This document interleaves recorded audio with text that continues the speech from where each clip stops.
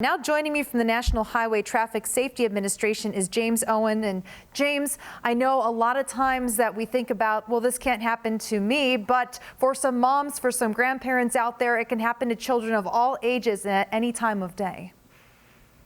Absolutely. This is an issue we want to raise a lot of public awareness on. We've lost more than 850 children since 1998 in our country to pediatric vehicular hyperthermia, or hot cars, child heat stroke. And the majority, 55% of those incidences happened when a parent or caregiver accidentally left their child behind in a vehicle.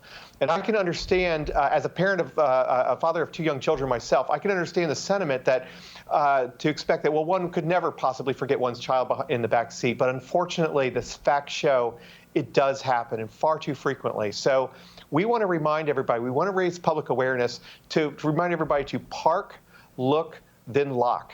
Park your car, look in the back seat, then lock your car.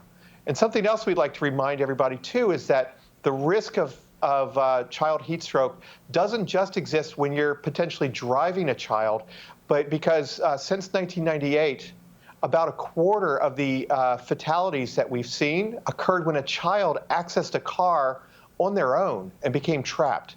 So even if you're not a parent, even if you don't have a child, when you park your car at the store or at your office or in your driveway, lock your car, because nobody would want a child to access the vehicle with potentially tragic consequences. You know, James, one of the things that we think about is sometimes, oh, I'm in a shaded place or a parking garage, or if I crack the window and run in, that my child will be safe. But that's not necessarily true. That is a great question. That's a great point. It is not true. So even in a shady day, the interior of a vehicle can become very hot very quickly, as much as a 20-degree increase in just 10 minutes in the shade. And a child's body is less able to regulate its internal temperature than an adult. So that heat rise, that rise in temperature, can be potentially fatal to children.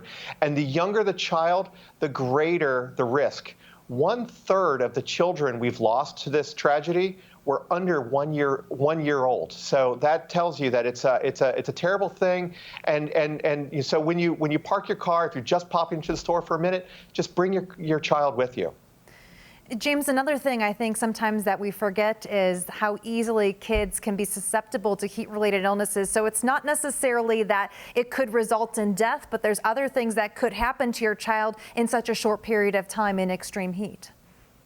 Absolutely. Children could suffer a number of health consequences from this. And one thing that's important for everybody to know is that we've experienced a fatality from child heat stroke in just about every state of the union, and we've had a fatality in every month of the year across time. So this isn't just a summer issue. This isn't just a Sun Belt issue. This could happen anywhere. And another question for you, James.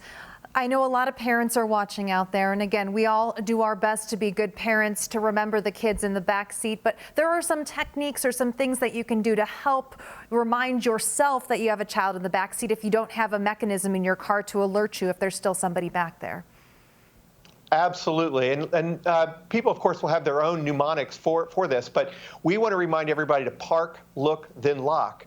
But if it helps, if you carry a bag, if you carry a computer or some other equipment that you take with you normally, put that in the back seat by your child's seat, so that when you get out of your car and you normally would reach and grab your bag, you are automatically looking in your back seat, and it'll remind you if a child is back there. Well, we really appreciate all this information, and as always here on Weather Nation, we will be keeping a close eye on the forecast for you. Thank you so much, James Owens from the National Highway Traffic Safety Administration. You can also get more information at any time of day on our website, weathernationtv.com.